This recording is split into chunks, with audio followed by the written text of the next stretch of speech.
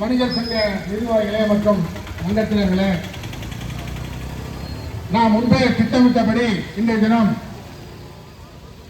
மத்திய மாநில அரசுகளினுடைய கடுமையான கொடுமையான வரி உயர்வை கண்டித்து இன்றைய தினம் கவன ஈர்ப்பு கோரிக்கை முழக்க ஆர்ப்பாட்டம் காந்தி பார்க் முன்பு இப்போது தொடங்கியிருக்கிறது. இந்த ஆர்ப்பாட்டத்திற்கு நமது வணிகர் சங்க கூட்டமைப்பு மற்றும் பேரவையினுடைய தலைவர்கள் தோழாசி மகேந்திரன் அவர்கள் தலைமையேற்று இந்த ஆர்ப்பாட்டத்தை இன்றைய தினம் நடத்தி கொடுக்கிறார்கள். தொடர்ந்து சங்கத்தினுடைய முக்கிய நிர்வாகிகள் இந்த வரியினுடைய தாக்கத்தை பற்றியும் நமக்கு ஏற்படுத்தி இருக்கிற அதனால் நாம் அனுபவிக்கின்ற கஷ்டங்களை பற்றியும் ஒரு சிறிய கருத்துக்களை அவர்களுடைய கருத்து 20 நிமிடத்துக்கு மணிக்குறியிலே இந்த ஆர்ப்பாட்டத்தை நாம் நிறைவு செய்ய இருக்கிறோம். மழை பெய்தாலும் கூட தொடர்ந்து இதற்காக பலர் வந்திருக்கின்றீர்கள். அனைத்து சங்கத்தினுடைய நிர்வாகிகளும் உறுப்பினர்கள் வந்திருக்கின்றீர்கள். உடன் விவசாய நமது வணிக நிறுவன தொழிலாளர்களும் வந்திருக்கிறார்கள். எல்லோரையும் வருக வருக என அன்போடு வரவேற்கின்றேன். இப்போது ஆர்ப்பாட்டத்தை தலைமை வைக்கின்ற அண்ணன் தோழா மகேந்திரன் அவர்கள் தலைமை உரையாக இப்பொழுது தன்னுடைய உரையை தொடங்குகிறார்கள். அன்பார்ந்த கும்பகோணம் அனைத்து தொழில் வணிக சங்க கூட்டமைப்பினுடைய நிர்வாகிகளே, உறுப்பினர்களே, தமிழ்நாடு வணிக சங்க பேரமைப்பினுடைய நிர்வாகிகளே, அதன் கிளைச்சங்க நிர்வாகிகளே,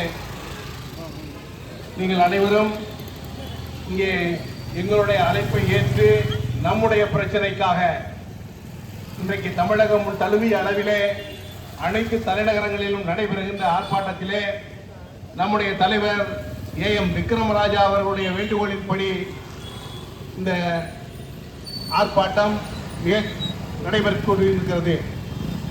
இந்த ஆர்ப்பாட்டத்திற்கு விதிட்டவர்களே நம்ம கும்பகோணத்தை சேர்ந்த நம்முடைய சக்தி நாராயணனும் நானும் தான். நேற்றைய தினம் தலைவர் அவர்களை பன்ருட்டியிலே சந்தித்த போது இன்றைய நாடு தழுவியிலே ஒரு ஆர்ப்பாட்டம் நடைபெறுவதற்கு கும்பகோணம் ஒரு காரணம் என்று எடுத்து சொன்னார்கள். அது நமக்கு பெருமையே. அந்த வகையிலே இது பெரிய ஆர்ப்பாட்டமாக இருக்க வேண்டும் என்று நினைத்தோம். இயற்கை நமக்கு அதுவும் நம்மளோட ஒத்துழைப்பு கொடுக்கிறது. பாருங்க, வேடிக்கைன்னா அதுவும் தான் நம்ம கண்டனத்தை தெரிவிக்கிறது. இந்த வரி விகிதத்தை இன்றைய தினம் ஜிஎஸ்டி கட்டடத்துக்கான வாடகைக்கு ஜிஎஸ்டி வரிக்கிறாங்க. ஏற்கனவே அது நடைமுறையில் இருந்தாலும் இப்பொழுது இணக்க வரி செலுத்துவோர்களுக்கு உள்ளீட்டு வரி எடுக்க முடியாத ஒரு சூழ்நிலையிலே அனைவரும் கட்ட வேண்டிய நிலைமை ஏற்படுகிறது.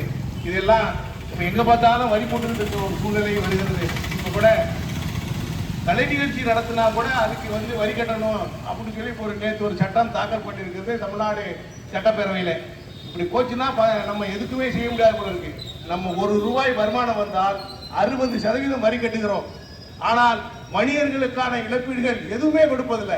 இன்றைக்கு மழை வெள்ளத்தால் பாதிக்கப்பட்ட வணிகர்கள், இயற்கை பேரிடரால் பாதிக்கப்பட்ட வணிகர்கள், விபத்தால் பாதிக்கப்பட்ட வணிகர்கள் அனைவரும் இருக்கிறார்கள். ஆனால் யாருக்கெல்லாம் இன்றைக்கு இழப்பீடுகள் அரசு வணிகர்களை கவனிப்பதில்லை. அந்த வகையிலே பல்வேறு நிலைகளே நாம் இருக்கின்றோம். அதே போல சொத்து வரி 6% உயர்வு என்று வருடம் 3 வருடங்களுக்கு கட்ட வேண்டும் என்று வந்திருக்கிறது. அதே போல தொழில் வரி நாம் ஏற்கனவே கட்டி கொண்டிருக்கின்றோம். அதிலே சேர்த்து ட்ரேட் வரிங்கிறாங்க, ட்ரேடர்ஸ் லைசன்ஸுங்கிறாங்க. ட்ரேடர் லைசன்ஸ்னா தொழில் வரி என்ன, ரெண்டு ஒன்று தானே அப்படின்னா அது ஆங்கிலத்திலிருந்து தமிழருக்கு தான் வித்தியாசம் நமக்கு தெரியல. ஆனால் ரெண்டுமே ஒன்று தாங்க நம்ம எடுத்து சொன்னா கூட அவங்களுக்கு புரிய மாட்டேங்குது. அப்படி இந்த சூழ்நிலையிலே நம்முடைய கண்டனங்களையும் தமிழகம் தகுதி அளவிலே தெரியப்படுத்த வேண்டிய நோக்கத்தோடு இன்றைய தினம் தமிழ்நாடு அளவிலே பெரிய பெருந்திரள் ஆர்ப்பாட்டத்தை நாம் ஏற்பாடு செய்தோம். மழையின் காரணமாக சில பிரச்சனைகள் இருந்தாலும் நம்முடைய உணர்வை வெளிப்படுத்துகின்ற வகையிலே இங்கே நம்முடைய கோரிக்கையை வலுப்புவதற்கான வகையிலே எல்லா வகையிலும் ஒத்துழைப்பு அளித்த அனைத்து நல்ல உள்ளங்களுக்கும் நன்றி பாராட்டி இந்த தொடர் முழக்கத்தை கண்டன உரைகளுக்கு பின்பு முழக்கங்கள் வழங்கப்படும். அதற்கு பின்னால் நாம் கலைஞ்சு செல்லலாம். அந்த வகையிலே இந்த நிகழ்ச்சியை தொடர்ந்து நடத்துமாறு நம்முடைய பொதுச் செயலாளர் அருமை இளவல் சக்தி அவர்களை கேட்டுக்கொள்கிறேன். அண்ணன் குறிப்பிட்டது போல இப்போ நம்ம 3 முறை இந்த வரி உயர்வுக்கு முதல்ல ஜிஎஸ்டி வரியை பற்றி நம்ம சொல்லி ஆகணும். ஜிஎஸ்டி வரி அறிமுகப்படுத்தும் போது 1.5 லட்சம் கோடி ரூபாய் வந்தால் போதும், அதை வச்சு நாங்கள் நிறைவாக எல்லாமே பண்ணிவிடுவோம், அதுக்கு மேலே இருக்காதுன்னாங்க. இன்னைக்கு 2 லட்சம் கோடியை தாண்டி வசூல் ஆகிட்டே இருக்கு. இப்படிப்பட்ட சூழ்நிலையில் இந்த ஜிஎஸ்டி வரி, அதாவது வாடகை கடைகள் மீதான ஜிஎஸ்டி வரி 18% போடும்போது நமக்கு சில்லறை வணிகர்கள் பூரா மிக மிக கஷ்டப்படும், சில்லறை வணிகம் காலியாகிடும். ஒரு சுருக்கமாக சொல்கிறேன், இந்த குயிக் காமர்ஸ் என்கின்ற ஆன்லைன் வணிகத்தால் மிக மோசமாக சில்லறை வணிகம் பாதிக்கிறத நீங்கள் பார்ப்பீங்க. ஆனால் இந்த வருடம் தீபாவளி விற்பனையில் நம்ம கண்கூடா பார்த்துட்டோம். இதுக்கு முன்னாடி அப்படிப்பட்ட ஒரு அனுபவம் நமக்கு இல்லை. இந்த வருடம் அனைத்து வணிகம் தீபாவளியில் மிக சரிவை கண்டிருக்கிறது. அது காரணம் என்னன்னா 50% இந்த இ காமர்ஸ் என்ற ஆன்லைன் வணிகத்தால் எல்லாம் கொள்ளை போய்கிட்டே இருக்கு, சில்லறை வணிகம் பாதிக்குது. அப்படி இருக்கும்போது இருக்கிற சில்லறை வணிகருக்கு நீங்க 18% ஜிஎஸ்டி வரி போட்டா எப்படி கடையை நடத்துறது? எப்படி கடை தொழிலாளர்களுக்கு நாங்கள் வேலை வாய்ப்பு கொடுக்கறது? எப்படி தொழிலாளர்கள் தங்களுடைய குடும்பத்தை காப்பாற்றுறது? மத்திய அரசு தயவு செஞ்சு விளக்கம் கொடுக்கணும். ஒரு பொருளை விற்றோம்னா 28% ஜிஎஸ்டி. இப்போ 10,000 ரூபாய்க்கு நாங்கள் ஒரு பொருளை உங்கள்கிட்ட கொடுக்குறோம்னா அதுக்கு 3,000 ரூபாய் வரி வாங்குறாங்க. பெரிய கொள்ளை வரியா இருக்கு. ஏதோ 5% போடுங்க, 10% போடுங்க, ஒரு 15% போடுங்க, 100க்கு 30% வரின்னா இந்த மீட்டர் வரியை விட கொடுமையானது என்பதை இந்த கூட்டத்தில் நாங்கள் பதிவு செய்கிறோம். மதிப்புக்குரிய நிதியமைச்சர் அவர்கள் நல்லா பேசுறாங்க, அவங்க மேல குறை இல்லை, எளிமையா இருக்கிறாங்க, நல்லா இருக்கிறாங்க, எல்லாம் சரி. ஆனால் தவிர கஷ்டம் கூட நம்ம வியாபாரிகள் பண்ணிட்டு இருக்கோம். எனவே இந்த ஜிஎஸ்டியில் ஒரு நல்ல முடிவு எடுக்கணும். அந்த ஜிஎஸ்டி மத்திய அரசோடு மாநில அரசு சம்பந்தப்பட்டது. இதுதான் இப்போ இவங்க 2 பேருமே என்ன எப்ப பார்த்தாலும் சண்டை போட்டுக்கிட்டே இருப்பாங்க.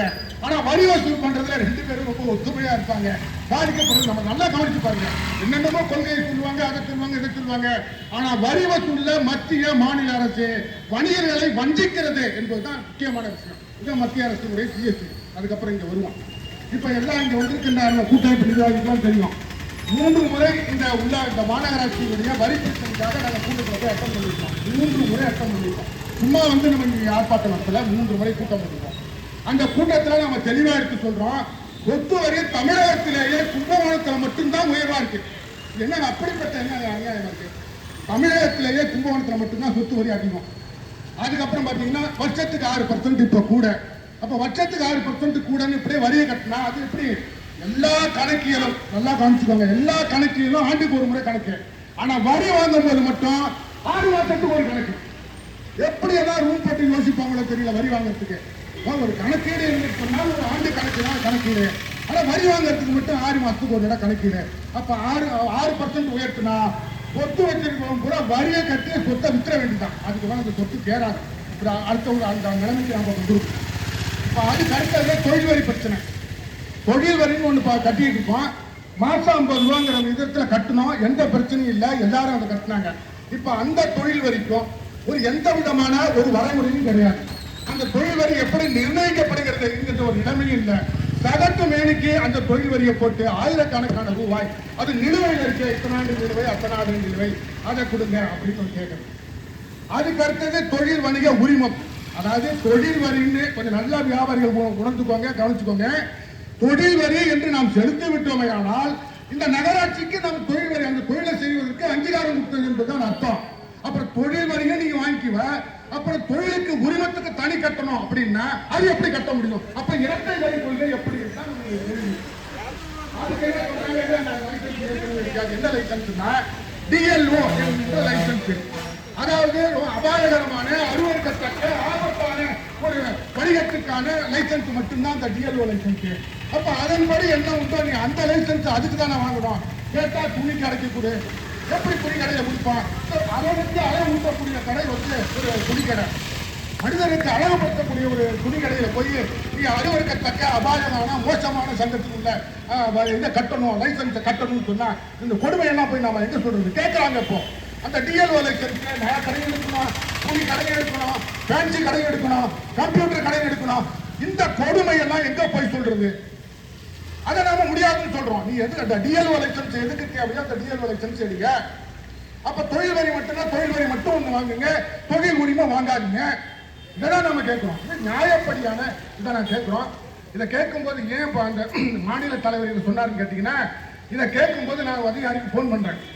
நம்ம நிர்வாகிகள் பூரா என்னங்க ஆச்சு இப்படி கொடுமையான வரிகள் போட்டுட்டு இருக்காங்களேங்கும் போது அந்த அந்த நம்ம மாநகராட்சியினுடைய வரி செய்யக்கூடிய ஒரு அதிகாரிக்கு ஃபோன் பண்ணி கேட்குறேன், ஏங்க மீண்டும் மீண்டும் இந்த மாதிரி பண்ணுறீங்க, 3 நட நாங்கள் வந்து பேசிட்டோம், ஆனால் நீங்கள் இப்படியெல்லாம் வரி தாக்கி அனுப்புறீங்களே அப்படின்னு கேட்கும்போது அவர் சொல்கிறாரு, நல்லா கேளுங்க, அந்த வரி வசூல் பண்ணுறவர் சொல்கிறாரு, இது ட்ரெய்லர் தான், இப்போ வர அந்த நோட்டீஸ் பூரா பழைய அரியரு, பழைய வீதி, பழைய வரி, இன்னும் நீங்க புது வரியை பார்க்கல, இது அதை விட கொடுமையா இருக்கும் அப்படின்னாரு. பார்த்துக்கோங்க, இந்த வரி வசூல் பண்றவர் சொல்றாரு, இப்ப வர்ற நோட்டீஸ் எல்லாமே பழைய நோட்டீஸ் தானா, பழைய வரி தானா, இனி போடப்போகின்ற வரப்போகின்ற நோட்டீஸ் கொடுமையா இருக்கும், கடுமையா இருக்கும்னு அந்த வரி வசூல் பண்றாரு. உடனே நான் தலைவர்கிட்ட சொன்னோம், தலைவரே இது தாங்காது, வாங்க சகோதரி வாங்க தலைவரே, இது தாங்காது தலைவரே, நாம ஓரளவுக்கு தான் அனுசரித்து போக முடியும், ஆனா இந்த அரசு மேலும் மேலும் வரியை போட்டு நம்மளை ரொம்ப டார்ச்சர் பண்றாங்க, இதுக்காக ஒரு ஆர்ப்பாட்டத்தை நடத்தணும்னு சொன்னோம். அதை ஏற்றுக்கொண்டு தமிழ்நாடு புறாவும் இந்த ஆர்ப்பாட்டம் நடைபெற்றிருக்கிறது.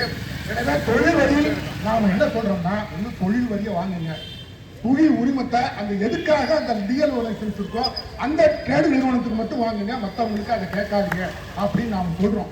இது வந்து தொழில் வரி, தொழில் வணிக உரிமை சம்பந்தமான ஒரு பிரச்சனை. அதற்கு அடுத்ததாக இந்த மீட்டர் ரீடிங் எடுக்கிறது, மாண்புமிகு தமிழக முதல்வர் அவர்கள் இந்த ஆட்சிக்கு வருவதற்கு முன்பாக சொல்லிய அந்த தேர்தல் அறிக்கையில சொல்ல குறிப்பிட்ட ஒரு மிக முக்கியமான பிரச்சனை என்னன்னா, அந்த இபி கட்டணத்தை மாசம் நம்ம ரீடிங் எடுப்போம்னு சொன்னாங்க. ஐயா, தயவு செய்து நீங்க சொல்றதை செய்யுங்கன்னு தான் நம்ம கேட்கணும், வேற ஒண்ணுமே சொல்லாததை நம்ம கேட்கல. அப்ப 2 மாசத்துக்கு ஒரு தடவை ரீடிங் எடுக்கும்போது இந்த யூனிட் வந்து அதிகமா போகும். ஒரு ஸ்லாப் வச்சிருக்கா 100 யூனிட், அந்த 100 யூனிட் தாண்டி ஒரு யூனிட் 101 போயிடுச்சுன்னா அதுக்கு ஒரு ரேட்டு. அப்ப 200 யூனிட்டுக்கு போய் 200 யூனிட்டுக்கு மேல ஒரு யூனிட் போயிடுச்சுன்னா அதுக்கு ஒரு ரேட்டு. இப்படி கடுமையான அந்த யூனிட்டினுடைய தாக்கம் நமக்கு இருக்கிறதுனால ஒவ்வொரு வீட்டுக்கும், ஒவ்வொரு கடைகளுக்கும், ஒவ்வொரு தொழிலகத்துக்கும் ஆயிரக்கணக்கான ரூபாய் ஒவ்வொரு மாதமும் நமக்கு இழப்பாக செல்கிறது. இதெல்லாம் எப்படி நாம் ஈடுகட்ட முடியும்? ஆகவே தான் சொல்கிறோம், தயவு செய்து மாதம் முதல்வர் அவர்களே, நீங்கள் சொல்லியபடி மாதம் நீங்க வந்து ரீடிங் எடுப்போம்னு சொன்னீங்க, அதை நிறைவேற்றி கொடுங்க அப்படிங்கிறது தான் நம்மளுடைய இந்த அடுத்தது ஒரு கோரிக்கையாக நாம் எடுத்துக்கிறோம். இங்க வந்திருக்கிறாங்க, சகோதரிங்க வந்திருக்கிறாங்க, நேற்று அவங்க ஒரு பேட்டி கொடுத்தாங்க. இப்ப குடும்ப பெண்கள் அதை கையில் எடுத்துட்டாங்க. இந்த மீட்டர் ரீடிங்க மாசம் எடுக்கிறங்கிற பிரச்சனைங்க பெண்களே கையில் எடுத்துட்டாங்க. அவங்க சொல்றாங்க, என்னங்க அநியாயமா இருக்கு, வீட்டுல தாங்க அந்த பிரச்சனை வருது, வீட்டுக்கு பாதிக்குதுங்க, பட்ஜெட்ல துண்டு விழுது, சம்பாதிக்கிறது கூட கரண்ட் அது எடுத்துட்டு போயிட்டா நாங்க எப்படி குடும்பம் நடத்துறது அப்படின்னு அவங்க கேட்டுக்கிற சகோதரி வந்துருக்காங்க. அதுவே இன்னைக்கு ஒரு காணொலியா அவங்களே பண்ணி அனுப்புறாங்க. மீட்டர் ரீடிங் அவங்க. அதுக்கு அடுத்ததாக வணிக உரிமை, அந்த ஏற்கனவே சொல்ல அந்த வணிக உரிமத்தை ஆண்டாண்டுக்கு புதுப்பிக்க முடியாது, 3 ஆண்டுகளுக்கு ஒரு முறை புதுப்பிக்க வேண்டும், அதையும் நாங்கள் செய்யறோம் சொன்னாங்க. எனவே இந்த 3 ஆண்டுகளுக்கு ஒரு முறை புதுப்பிக்கக்கூடிய அந்த வணிக உரிமத்தை நீங்க 3 ஆண்டுக்கு ஒரு முறை எங்களுக்கு புதுப்பிச்சு கொடுக்கணும் அப்படின்னு இந்த மாநகராட்சியை கேட்கிறோம். அப்போ இந்த நாம் தேர்ந்தெடுக்கப்பட்டிருக்கிற இந்த அனைத்து இந்த நமது மாநகராட்சியுடைய மாமன்ற உறுப்பினர்கள் கொஞ்சம் நல்லா கவனத்தில் எடுங்க. இந்த மாமன்றம் ஆரம்பிக்கும் போது, இந்த மாநகராட்சி தேர்தல் முடிந்த உடனே அனைத்து 48 இந்த மாமன்ற உறுப்பினர்களையும் நமது அனைத்து வணிக சங்க கூட்டமைப்பு சார்பாக அவர்களை எல்லாம் வர சொல்லி மண்டபத்தில் இருக்க சொல்லி அவர்களுக்கு வாழ்த்தி பாராட்டி, ஐயா நீங்கள் எப்படி எங்களுக்கு ஒத்துழைப்பு கொடுங்க, உங்களை நாங்கள் தேர்வு செய்திருக்கிறோம் அப்படின்னு சொல்லி 48 பேரையும் கூட்டி ஒரே இடத்துல அவர்களுக்கு நாம் வாழ்த்தும் பாராட்டும் சொல்லி நல்லபடியாக எங்களுக்கு தேவையாக்குன்னு சொன்னோம். ஆனால் இன்னைக்கு நிலைமை நான் கேட்கிறீங்கன்னா, இந்த அளவுக்கு மாநகராட்சியினுடைய வரி உயர்வு நம்மளை கடுமையாக பாதிக்கிறது. இப்ப அதே நாங்க 48 மாநகராட்சியும் நம்ம தமிழ்நாட்டிலே யாரும் செய்யாத ஒரு விஷயம் நமக்கு அனைத்து வணிகர்களுக்கு செஞ்சிருக்கிறோம்.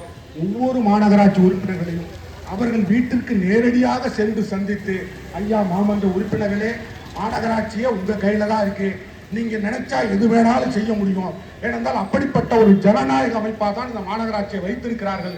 எனவே நீங்க எப்படியாவது ஒரு தீர்மானத்தை போட்டு இந்த வரியெல்லாம் எங்களுக்கு நீங்க குறைச்சி எங்களோடு நீங்க பயணிக்கணும், எங்களுக்கு அனைத்து நன்மைகளும் செய்து கொடுக்க வேண்டும் என்று இந்த 48 நகரமன்ற மாநில உறுப்பினர்களை நாம் சந்திச்சிருக்கிறோம், மேயரை சந்திச்சிருக்கிறோம், துணை மேயரை சந்திச்சிருக்கிறோம், சட்டமன்ற உறுப்பினர் சந்திச்சிருக்கிறோம், மாநில உறுப்பினர்களும் சந்திச்சிருக்கிறோம். மிகப்பெரிய ஒரு இயக்கமாக வந்திருக்கின்ற எல்லா சங்கத்தினுடைய நிர்வாகிகள் கிட்டத்தட்ட இரவு பகலாக இந்த வேலையை மிகச் சிறப்பாக செய்து கொடுத்தார்கள். இந்த 48 மாமன்ற உறுப்பினர்களை நாம் நேரடியாக சென்று அணுகி அவர்களுக்கு நமது கஷ்டங்களை எல்லாம் நாம் சொல்லி கொடுத்துருக்கோம். எனவே இந்த மாமன்ற உறுப்பினர்கள் இந்த மாநகராட்சி மிகவும் வலிமையுடையது, மிக அதிகாரம் மிக்கது, சக்தி மிக்கது. எனவே இந்த வணிகர்களுடைய கோரிக்கையெல்லாம் நீங்கள் கேட்டு இந்த மழையிலேயும் கூட ஒரு பேர் நிற்கிறாங்க. இதெல்லாம் ஒரு கருத்தில் எடுத்துக்கிட்டு மனிதாபிமான அடிப்படையிலே, சகோதரத்துவத்தினுடைய அடிப்படையிலே நீங்கள் செய்து கொடுக்க வேண்டும். எங்களுடைய வணிகம் பாதுகாப்பான வணிகமாக இன்றைய தினம் இல்லை, மிக மோசமான வணிகமாக பாதிக்கப்பட்டு கொண்டிருக்கிறது. என்று வேண்டுமானாலும் இந்த ஆன்லைனால் இந்த வணிகங்கள் அழியக்கூடிய சூழ்நிலையில் இருக்கின்றன. நாங்கள் பல லட்சக்கணக்கான தொழிலாளர்களை அவர்களுடைய குடும்பத்தை பாதுகாக்கின்ற நிலையிலே நாங்கள் இருக்கிறோம். நாங்கள் சாதாரண மனிதர்கள் அல்ல. ஒவ்வொரு கடையிலையும் 10 நபர்களிலிருந்து 250 நபர்களிலிருந்து 500 நபர்கள் வேலை பார்க்கிறாங்க. அவங்களுடைய வாழ்வாதாரம் எங்களுடைய வணிகம் தான். நாங்கள் சம்பளம் பார்த்தாலும் அவங்க குடும்பத்தை காப்பாற்ற முடியும். எனவே இப்படிப்பட்ட மிகப்பெரிய ஒரு வணிக குடும்பங்களை தொழில்துறையினரை நீங்கள் நசுக்காதீங்க. எனவே தயவு செஞ்சு இந்த வரிகள் எல்லாம் குறைத்துக் கொள்ளுங்கள் கேட்டுக்கொண்டிருக்கிறோம். அது இன்னொரு வரி ஒரு பிரச்சனை ஒன்று வந்தது. அவர் சம்பந்தமாக நம்ம ஜவுளி வியாபாரி சங்கத்தினுடைய தலைவர் ஜாவத்தில் அவருக்கு சொல்லுவாங்க. அது ஒரு நோட்டீஸ். அதாவது எதற்காக நோட்டீஸ் வருவது என்பதற்கு ஒரு அளவில்லாமே போயிருக்கு. இது ஒரு புதுவிதமான ஒரு நோட்டீஸ். ஜாவலின் சாராக அந்த நோட்டீஸ் சம்பந்தமாக தன்னுடைய கருத்து. அனைவருக்கும் வணக்கம். இந்த கவன ஈர்ப்பு கோரிக்கை முழக்கம் என்பது மத்திய மாநில அரசு அதிகாரிகள் கவனத்திற்கு கொண்டு செல்வதற்காக மட்டுமல்ல, ஒவ்வொரு கன்சியூமர், ஒவ்வொரு வாடிக்கையாளர், நாம் ஒவ்வொருவரும் ஒரு வாடிக்கையாளர் தான், ஏதோ ஒரு வகையில் கன்சியூமர் தான். ஆக ஒவ்வொரு குடிமக்களுடைய, ஒவ்வொரு இந்த பகுதி வாழ் மக்களுடைய கவனத்திற்கு கொண்டு செல்லக்கூடிய ஒரு கவன ஈர்ப்பு கோரிக்கை முழக்கம் தான் இன்றைய இந்த கூட்டம். காரணம் என்னன்னா, வியாபாரிகள் தான் வரியை அதிக அளவிலே மத்திய மாநில அரசுகளுக்கு வழங்கக்கூடிய ஒரு நிலையிலே இருக்கக்கூடிய ஒரு சோர்ஸ், டாக்ஸ் சோர்ஸ் சொன்னா வணிகர்கள் தான். ஆனா இப்படி வணிகர்கள் மீதான வரி விதிப்பு தொடர்ந்து நடந்து கொண்டே இருந்தால், ஏதோ ஒரு வகையில வரி விதிப்பு, புதிய புதிய வரிகள் உண்டாகிட்டே இருந்தால் இதனுடைய பாதிப்பு மக்களுக்கு தான் என்பதை ஒவ்வொரு மக்களும் அறியணும் கண்டிப்பா. காரணம், ஏற்கனவே ஒவ்வொரு வியாபாரிகளின் நிலைமை, வியாபாரத்தினுடைய நிலைமை நாளொரு மேனியும் பொழுதொரு வண்ணமாக தேய்ந்துகிட்டே இருக்கு, பல்வேறு காரணங்கள். இந்த சூழ்நிலையில் இப்படி புதிய புதிய வரி விதிப்புகளால் விற்கக்கூடிய பொருட்களின் விலை உயர்த்தப்படுவதை தவிர வேற வழியே இல்லை ஒரு வியாபாரிக்கு. அப்ப அல்டிமேட்டா கடைசியா பாதிக்கப்படக்கூடியது யார் என்பதை உங்க கேள்விக்கே நாம் விட்டு விடுகிறோம். ஒவ்வொரு கன்சியூமரும் தான் அதனால பாதிக்கப்படும். விலை உயர்வால் பாதிக்கப்படுவது யார்? ஒருபுறம் வியாபாரிகளுக்கு வியாபாரத்திலே குறைவு, நாளொரு மேனியும் பொழுதொரு வண்ணமாக.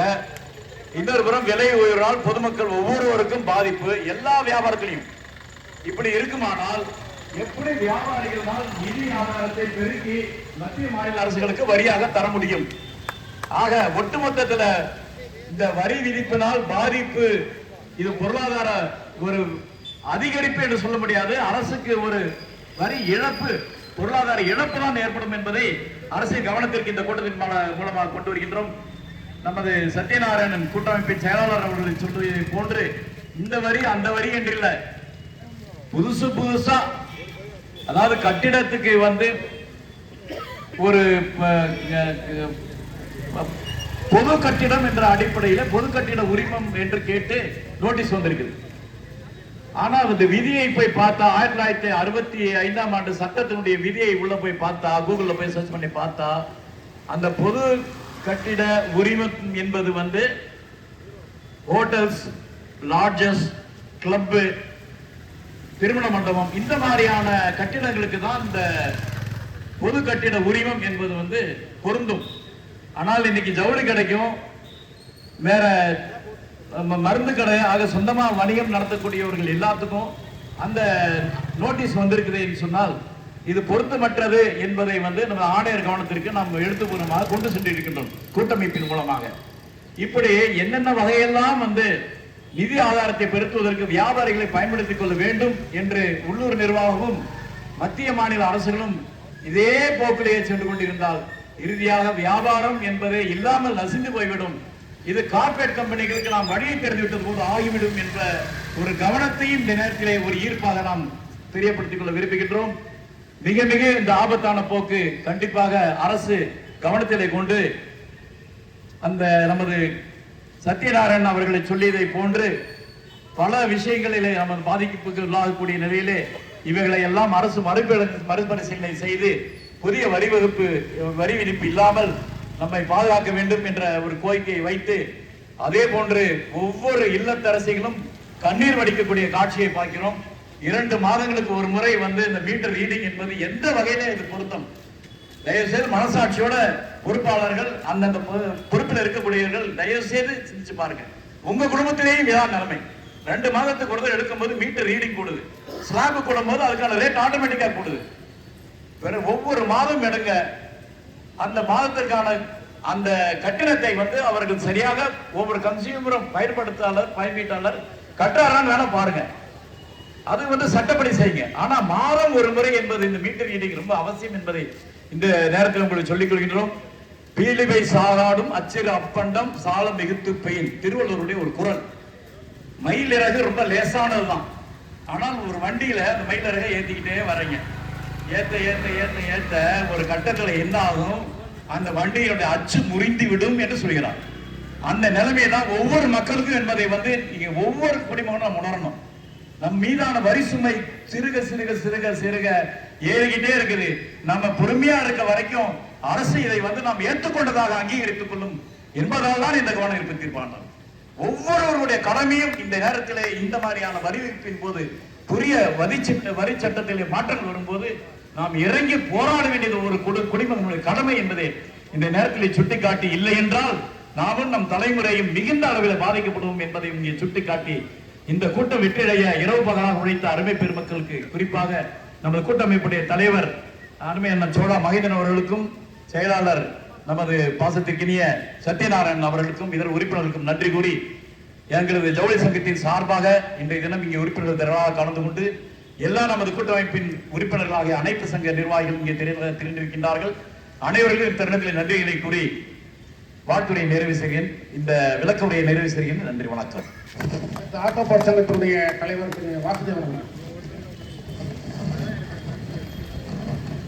இந்த ஆர்ப்பாட்டத்தில் கலந்து கொண்ட அனைத்து வணிக சொந்தங்களுக்கும் வணக்கத்தை தெரிவித்துக் கொள்கிறேன். செயலாளர் தலைவர் அனைவரும் டேக்ஸை பற்றி பேசிட்டாங்க. இதெல்லாம் பட்ஜெட் போடும்போது என்ன வரி போட போகிறாங்க, என்ன வரி போட போகிறாங்க எதிர்பார்த்துக்கிட்டு இருப்போம் 5 வருஷத்துக்கு ஒரு. ஆனால் இப்போ முனிசிபாலிட்டிலேருந்து யாராவது வந்தாங்கன்னா ஐயோ என்ன வரி கொண்டு வர்றாங்க தெரியல அப்படிங்கிற அச்சத்தை ஏற்படுத்த அளவுக்கு வரியை உயர்த்துறாங்க. 3 வருஷத்துக்கு ஒரு தடவை போட்ட வரியெல்லாம் இப்போ வருஷத்துக்கு 3 தடவை போடுறாங்க. நம்ம வியாபாரிகள் பல தொழிலாளர்களுக்கு வாழ்வாதாரத்தை கொடுத்து பல குடும்பங்களை வாழ வைக்கிறோம், நம்மளும் வாழறோம். ஆனால் இப்போ அரசு என்ன நினைக்கிறது, வியாபாரிகள் வசூல் செய்யும் அரசுக்கு வசூல் செய்யும் ஏஜென்ட், சம்பளம் இல்லாத ஏஜென்ட்டுகளாக நம்மளை பயன்படுத்த விரும்புகிறார்கள். இதே நிலைமை தொடர்ந்து ஏற்பட்டால் நாம் வியாபாரத்தை விட்டுவிட்டு அனைத்து வியாபாரத்தையும் கார்பரேட் கம்பெனி கொடுக்க வேண்டிய நிலைமை ஏற்படும். இப்பொழுது பெரிய பெரிய கம்பெனிகள் வேலை செய்கிறாங்க, ஐடி கம்பெனியில் வேலை செய்கிறாங்க, கவர்மெண்ட் ஜாப்பில் ஒர்க் பண்ணுறாங்க. அவங்கள சம்பள விகிதத்தை பார்த்து இவங்க வரி எல்லாம் உயர்த்திக்கிட்டு இருக்காங்க. ஆனால் நம்ம அரசில் மக்களில் கிட்டத்தட்ட 70% ஏழை மக்கள் தான். அவங்க அந்த வரியெல்லாம் எப்படி கொடுக்க முடியும்? கேட்டால் அவங்க மேலதிகாரி எல்லாம் அவங்களுக்கு சொல்கிறாங்க, இவ்வளோ டிஏ ஏற்றிருக்கோம், இவ்வளோ அது ஏற்றிருக்கோம், எம்எல்ஏ இவ்வளோ டாக்ஸ் கட்டுறாங்க, ஐடிஐக்கு எல்லாம் கட்டுறாங்க, அதனால இவ்வளோ வரி போடலாம் அப்படின்னு அவங்களுக்கு அதிகாரிகள் அறிவுரை கொடுக்குறாங்க. அதை ஏற்றி போகிறாங்க. ஏழை மக்கள் என்ன பண்ணுவாங்க? இல்லை அவங்களுக்கு எவ்வளோ சம்பளம் கிடைக்குது, கணக்காரங்க அங்கே ஒர்க் தொழிலாளர்களுக்கு போதுமான அளவு சம்பளம் கொடுக்க முடியல. ஏன்னா அவங்கள வியாபாரத்தில் நெருக்கடியை போட்டு லாபம் குறைஞ்சி செலவுகள் அதிகமாகிடுச்சு. ஆனால் ஒர்க் பண்ணுற தொழிலாளருக்கு அந்த சம்பளம் பத்தல. இப்படியே அந்த சூழ்நிலை போனால் நம்ம ஒன்றுமே பண்ண முடியாது.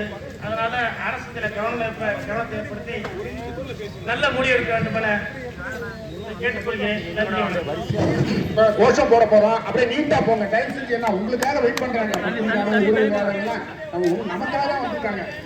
நான் ஒரு வழியாக சொல்லுகிறேன், திருப்பி சொல்லுமாறு சத்தமாக சொல்லுமாறு கேட்டுக்கொள்கிறேன்.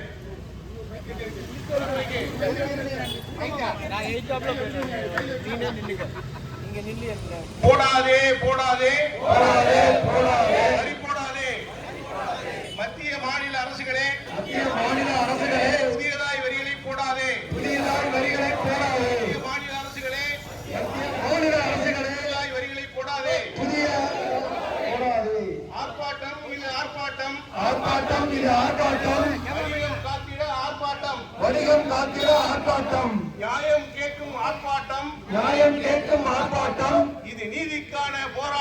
இது நீதிக்கான போராட்டம்.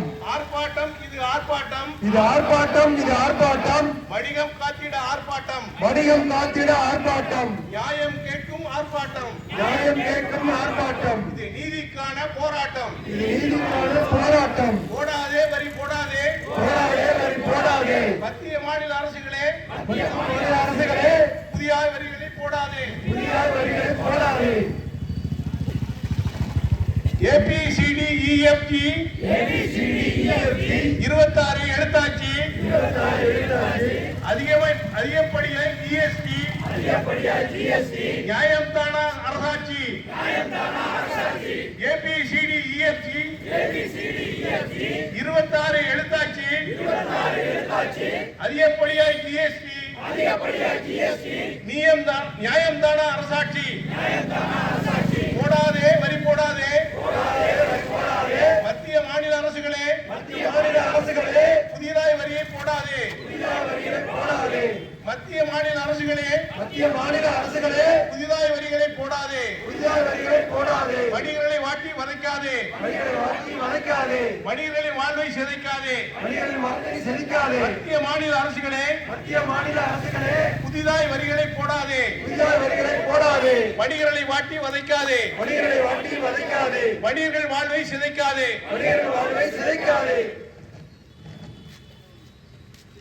வரிகளை புதிய நீக்காதே. வணிகரை குறைவாய் நினைக்காதே. ஜனங்களை வரியால் வதைக்காதே. ஜனகன மன பாடிட வைக்காதே. வரிகளை புதிதாய் திணிக்காதே. வணிகரை குறைவாய் விதிக்காதே. ஜனங்களை வரியால் வதைக்காதே. ஜனகன மன பாடிட வைக்காதே. அரசுகள் செய்வது அநியாயம். நாங்கள் கேட்பது விதி நியாயம். வணிகர்கள் நெஞ்சில் பெருங்காயம். மாடும் சிறையது வெங்காயம். அரசுகள் செய்வது அநியாயம். நாங்கள் கேட்பது விதி நியாயம். வணிகர்கள் நெஞ்சில் பெருங்காயம். மாடும் சிறையது வெங்காயம். வணிகர்கள் படை இனி தூங்காது. இது திரண்டால் அரசுகள் தாங்காது. GST உயர்வை நீக்காமல் வணிகர் படை பின்வாங்காது. வணிகர்கள் படை இனி தூங்காது. இனி திரண்டால் அரசுகள் தாங்காது. GST வரி உயர்வை நீக்காமல் வணிகர்கள் படை பின்வாங்காது.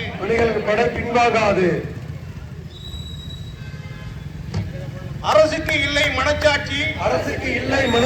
வேண்டும் நீதியின் அரசாட்சி. வணிகரின் கரங்கள் ஒன்றாட்சி. படைகள் களத்துக்கு வந்தாச்சு. அரசுக்கு இல்லை மனச்சாட்சி. வேண்டும் நீதியின் அரசாட்சி.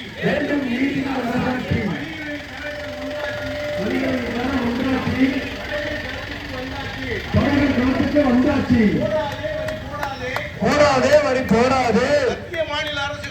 மத்திய மாநில அரசுகளே, புதிதாய் வரிகளை போடாதே. ஒன்றாய் சேர்ந்தது எங்கள் கை. அரசுக்கு இதுதான் எச்சரிக்கை. வளமாக வேண்டும் எம்மாவை.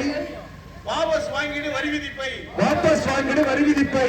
ஒன்றாய் சேர்ந்தது எங்கள் கை. அரசுக்கு இதுதான் எச்சரிக்கை. வளமாக வேண்டும் எங்கள் வாழ்க்கை. வாபஸ் வாங்கிடு வரி விதிப்பை.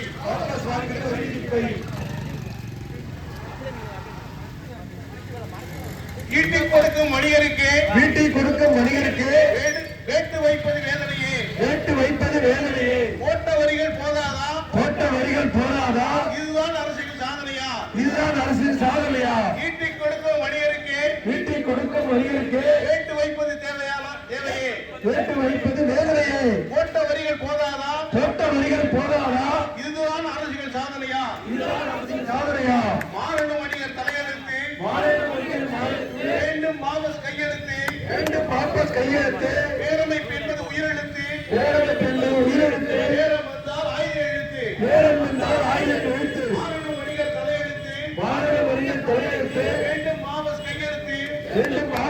உயிரெழுத்து பேரமைப்பு என்பது உயிரெழுத்து பேரெழுத்து என்பது உயிரெழுத்து நேரம் வந்தால் ஆயுத எழுத்து நேரம் வந்தால் ஆயிரம் எழுத்து வணிகர்கள் வாழ்வை சிதைக்காதே வணிகர்கள் வாழ்வை சிதைக்காது வரிகளை போட்டு வதைக்காதே வணிகர்கள் போட்டு வதைக்காது கருவாதிகாரம் நிலைக்காதே வணிகர்களை நினைக்காது அருமை யுத்தங்கள் தோற்காதே அருமை இதயங்கள் தோற்காது வணிகர்களின் வாழ்வை சிதைக்காதே வணிகர்கள் வாழ்வை சிதைக்காது வணிகர்களை போட்டு வதைக்காதே வணிகர்களை போட்டு வதைக்காது கருவாதிகாரம் நிலைக்காதே சர்வாதிகாரம் நிலைக்காது தர்ம யுத்தம் தோற்காதே தர்ம யுத்தம் தோற்காது